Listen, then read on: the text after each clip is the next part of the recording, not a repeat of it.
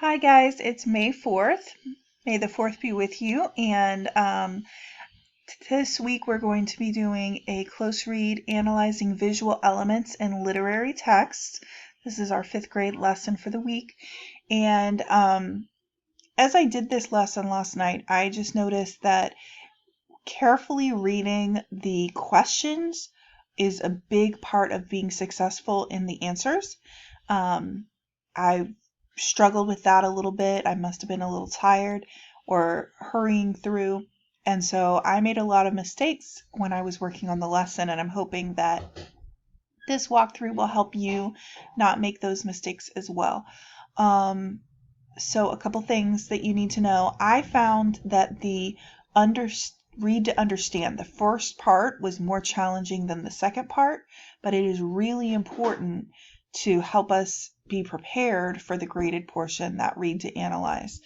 Also, there are a couple visual elements that I'm going to be pointing out as we go through the first section that are kind of like spoiler alerts for your read to analyze portion. So if you're paying close attention as we walk through this video, you're going to get hints that will help you in the second portion, the graded portion of the text.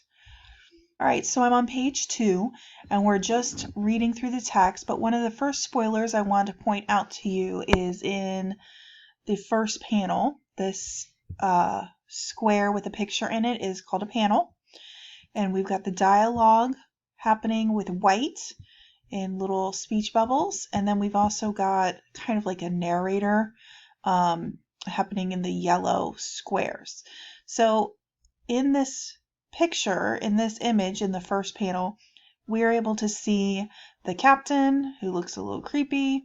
We've got the scientist in the back working hard. You can see he's working because his elbow's up. And then we've got this big sphere.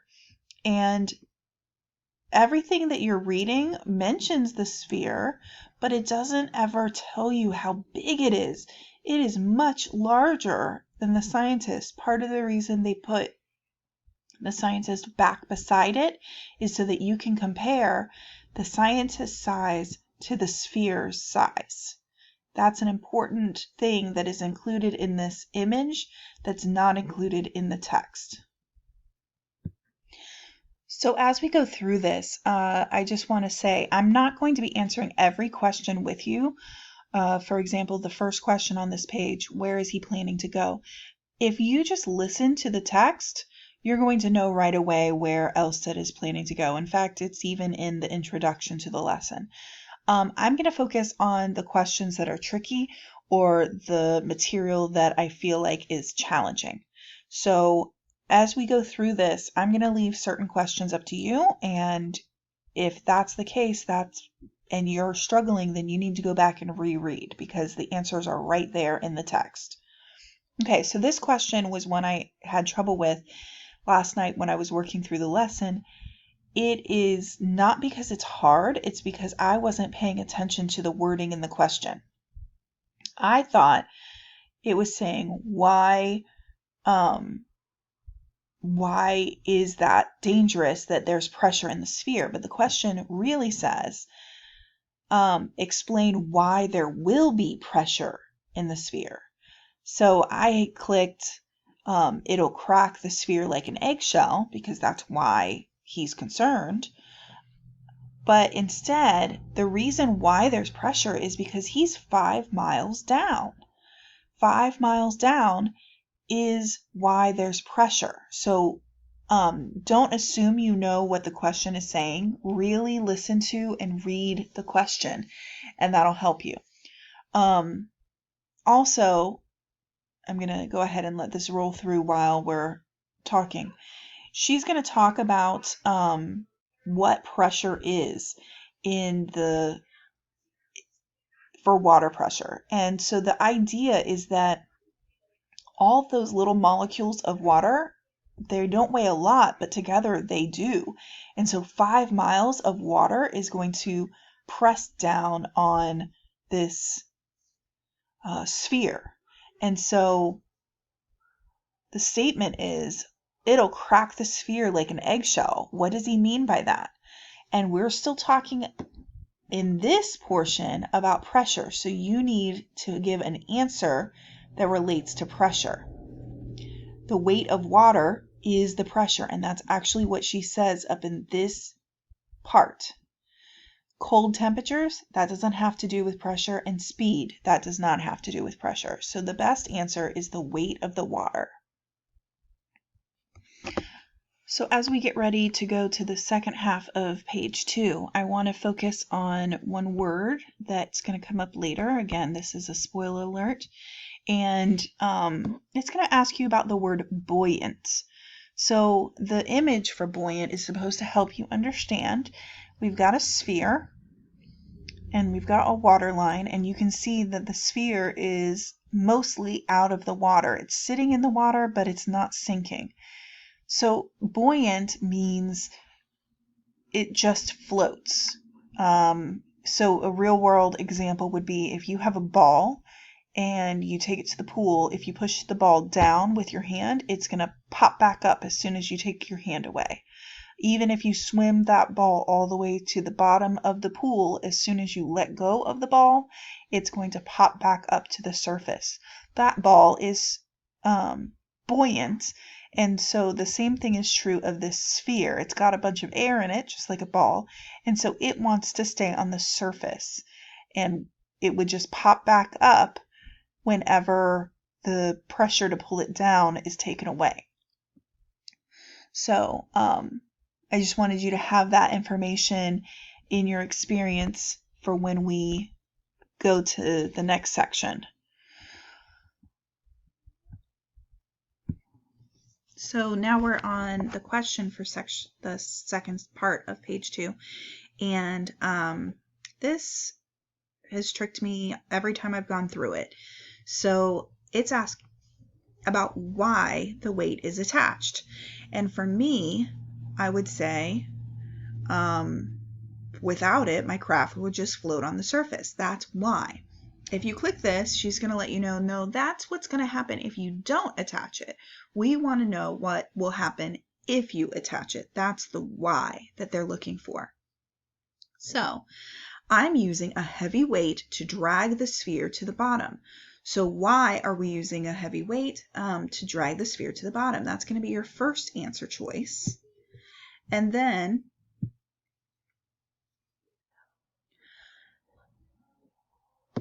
the second answer about why we're doing it is so that when it hits the bottom, it's going to absorb the shock of impact. So the shock of impact is like a car accident, that banging that happens. It can be very dangerous, and he doesn't want to experience that when he's in the sphere. The weight is going to experience that, and then it's going to drag him safely down. So this is the second reason why he uses the weight. So now we're on page 3 of 8, and I have another spoiler alert for you. They're going to be asking you about the crewman and how the crew feels about this journey and about Elstad. So the first thing that strikes me is this picture. They don't look happy, and in fact, with his hand over his face, I would say he looks worried. And the text tells that they said a silent prayer. So I just want you to kind of put yourself in their shoes. They're watching a historic journey. That means it's the first time that's ever happened. And they're feeling nervous for Elstad. It reminds me of what's about to happen on, I think it's May 27th. We're going to be sending astronauts from Cape Canaveral back into space, and we haven't done that since 2011, 9 years ago.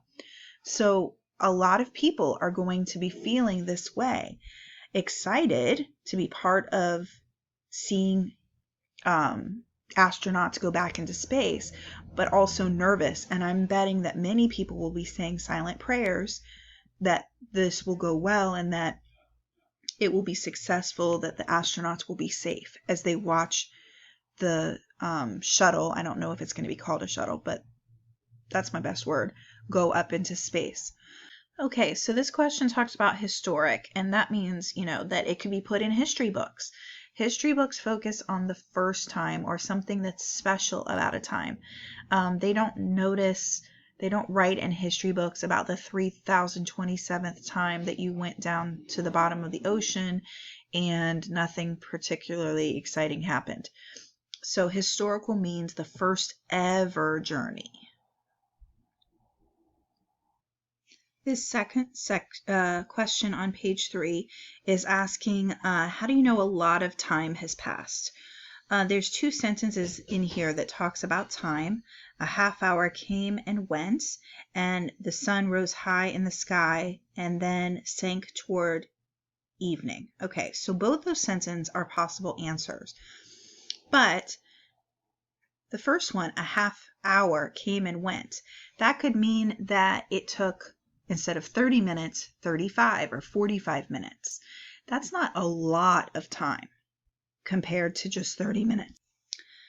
The other sentence we're looking at, the sun rose high in the sky and then sank toward evening. That's talking about the sun moving across the sky. And I know from personal experience, it takes hours for the sun to cross the sky and then start to set. So that is a lot more time than he was supposed to be there. The best answer would be the sun rose high in the sky. So I'm now on page 4 of 8 in Read to Understand, and I just want to quickly remind you about how we read graphic novels. You start at the top, at the left, and you work your way from left to right, top to bottom. So this question asks what he saw first. Well, it's kind of like what we see first because it's a graphic novel. So the first panel is this. Then we go here and here. So out of those 3 panels, the first one we see is the ocean floor. It's a landscape. So that's going to be the best answer for what he saw first. So this question is another example of why I need to read the question carefully. I struggled with this, but reading the question makes it a lot easier. Select the highlighted sentence that best shows that Elstead was terrified by what he saw. I kept trying to pick things that show what he saw that was terrifying or why it was terrifying, but that's not what it's asking. We want to know what words told us he was terrified. Only one of these sentences tells us that he's terrified by using a figurative language. Now I'm on page 5 in the Read to Understand, and I've got some more spoilers. If you look at this panel, you're going to see that Elstead is looking out the window. He doesn't look real thrilled, and we've got some creatures, and this fist is banging against the side of the sphere. They're reaching for him. They're trying to get to him. That is making it look really creepy and menacing. Also, as we look over in this window, we see an animal that is climbed on top of the sphere, and you can really see his body well. You see like this fin, you see a long curly tail. So he had talked about how they were human-like, but this also looks animal-like. So this gives us some idea of what he's seeing. And then even in the text, he says reptilian eyes. Reptiles are like lizards. And you can see how this looks a lot like a lizard. It wouldn't be a fish person because he doesn't have, a swimming tail and gills like a fish. This looks much more like a lizard, the way it's shaped. So in this question on page 5, it says, why do you think Elstead fears for his life? So let's talk through some of the answers. He thinks the creatures might be curious about him and the sphere. Well, if they were curious, I don't think he'd be fearing for his life. That doesn't sound like something that would be dangerous. The next one says they think the creatures might prevent him prevent the sphere from returning to the ship. Well, that would be dangerous for them to keep him there, and that would cause fear. But, but that's not really what they're doing. They are pounding on the metal hull. So pounding on the metal hull doesn't tell me that they're going to prevent him. Like maybe if they put a cage around it. The last one says he thinks the creatures might break into the sphere and hurt him. Well, if they're pounding on the metal hull, they might break in. And if they break in, then he's now in the water. He's not going to last very long. Okay, another spoiler alert. It talks later in the read to analyze portion about this being a ghostly landscape. And why is it a ghostly landscape? So let's talk about that for a second. In this image, we're seeing broken down ships that have sunk to the bottom of the ocean. That's part of the ghostly landscape because if the ships have sunk, there's no people on them, and there's that all the crew have died. That creates kind of an eerie feeling that this place is dangerous and spooky. Okay, I'm on page 7, and looking at this image, I see, except for the weird creatures, I see basically a city. There's roads, there's buildings, there's creatures looking over the sides of the buildings, there's even doorways. So this looks pretty familiar, even though they're in an underground world, or not underground, underwater world.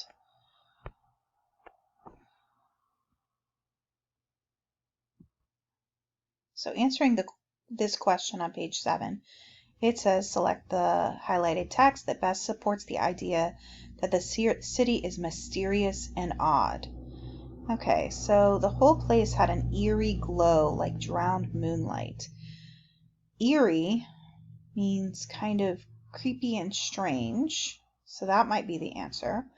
I could now see thousands of these creatures. No, that's not mysterious and odd. It's like some fantastic dream. That's the one I selected last night, but that's wrong. And I was more fascinated than frightened. So they're going to go with the keyword eerie to say that that's the correct answer, to tell you it's mysterious and odd.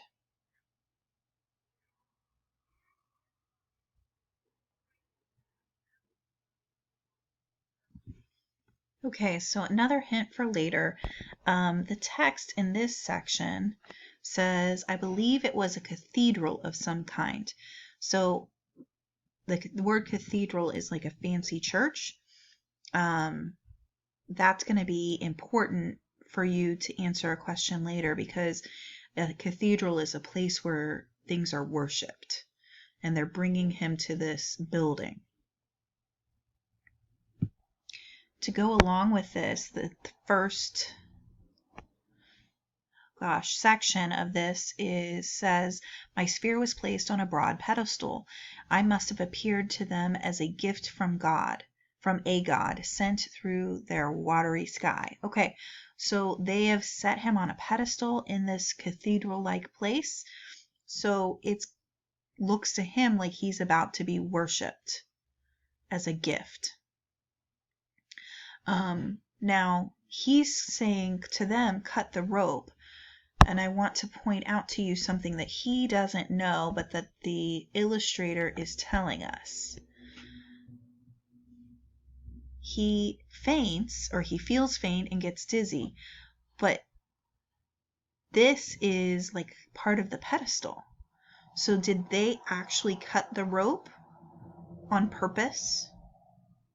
I don't think they did. I think that happened by accident when he was placed near the sharp pedestal, and then he came to the surface by accident. But that's important because he doesn't know what's happening to the rope. He's signaling for them to cut the rope, And then he's fainting. He doesn't know if they cut it, and he's just assuming that they did. So this question on page 8 says that he begins to feel faint. Why? So out of these texts, we need to figure out why he's feeling faint. I checked the time. Well, that doesn't tell us why he feels faint. My air was almost gone. That does tell us why he feels faint. If you're losing oxygen, your body doesn't handle that well, and you're going to pass out trying to conserve oxygen as your body begins to shut down. So that's why he's beginning to feel faint. So we're on the second half of page 8, and it's asking about what happened on February 5th. It says Elstead made his second descent into the ocean abyss. So descent means a downward movement. So you could descend, an airplane could descend toward the airport. You could descend a flight of stairs. So descend is to go down. Descent is the past tense of that word. So let me close that out. He goes down into the ocean abyss. That's the bottom depth of the ocean. So he goes down again, and this image shows us that he's going down, and these creatures are welcoming him with their hands open wide. So the text for this question says, what happened to Elstead? The text shows us, I'm going to zoom in a second, for he never returned, so he never came back. But this image gives us an idea of what happened. They're placing a new skull on the wall, and in fact, this skull seems to have glasses. So it looks like an unkind end to Elstead. He did not come back. So now we're going to be going into the read to analyze portion. Of course, this is the graded portion of your assignment. So make sure that you're taking extra special care as you're reading. Also, remember that I gave you several spoiler alerts in the beginning of the video. So if you need to look back, I won't be touching on those again, but you can look back in the video and see what we discussed to help you answer these questions. I'm going to look through this step by step and see if there's any that are tricky that I haven't gone over yet. But other than that, I think you have all the information you need. So, my spoiler alerts kind of helped you out through the first several pages of this. I'm now on page 4, and I want to just touch base on this kind of question. The details of the text say, moving towards me was a figure. The creature was almost human. So then the visual details shows a creature with 2 arms and standing on 2 legs. And then it also has strange head and webbed hands. So what parts of this, the visual details, tells us it's almost human? Well, I would say the arms and legs. So now, as you look through the answers, find an answer that talks about what maybe those arms and legs are doing to tell us that it's almost human. All right, so I'm on page 7 in Read to Analyze, almost done. And so they want us to use the text evidence and the visual evidence to get a deeper understanding. It was like a fantastic dream. I was more fascinated than frightened, probably because he doesn't know what's coming for him. Visual details. Creatures walk through a well-built city made up of neat rows of bones and skulls and parts of ships. Okay, so it looks like a city. So what do we need to understand about this? So we're going to use process of elimination to help us gain understanding. So let me actually get my marker. Okay, the first answer on my page says, the picture helps me see that the city is big because there are many creatures in it. Well, that's true. I wouldn't call that necessarily a deep understanding, but it is true. The picture helps me see that the city is underwater because the fish are swimming through it. That I'm going to go ahead and cross that off. It's true. The fish are swimming through it, but we already knew this was underwater. The picture helps me see a well-planned community built by intelligent creatures. It was planned out. They have streets and buildings. The picture helps me see that the city is a violent place because it's made up of bones and skulls.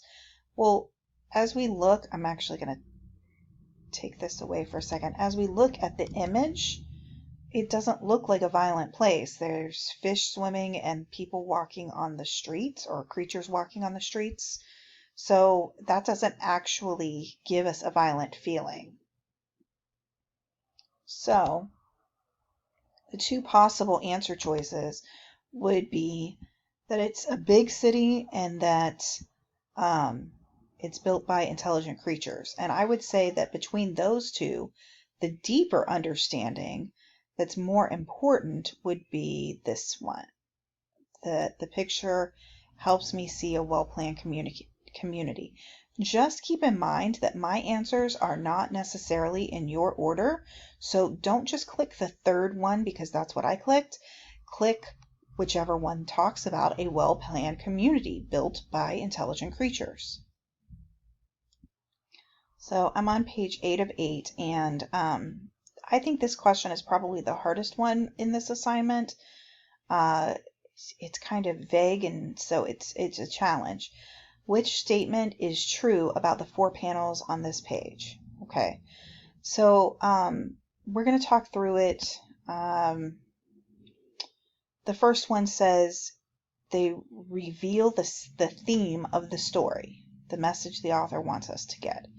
Okay, so we've got them in this temple place, and then he's saying cut the rope, and then the rope gets cut and it comes up. I don't know if that's what the theme of this is. The theme would be like what we're supposed to remember about the story to help us, in some future wisdom. The next one is they provide details that are important to understanding the setting. It does show a setting. All right, they present a solution to the main conflict or problem in the story. I guess you'd have to figure out what the main problem is in the story and see if this shows you that, the solution, And then they describe traits that help the reader understand the main character. I guess the only trait that I'm seeing is that his eyes are wide, and then also he's telling them, please cut the rope. So, out of these 4 choices, you really kind of have to pick the one that's has the most to do with the pictures that you're looking at. And I can't really give you any more information than that.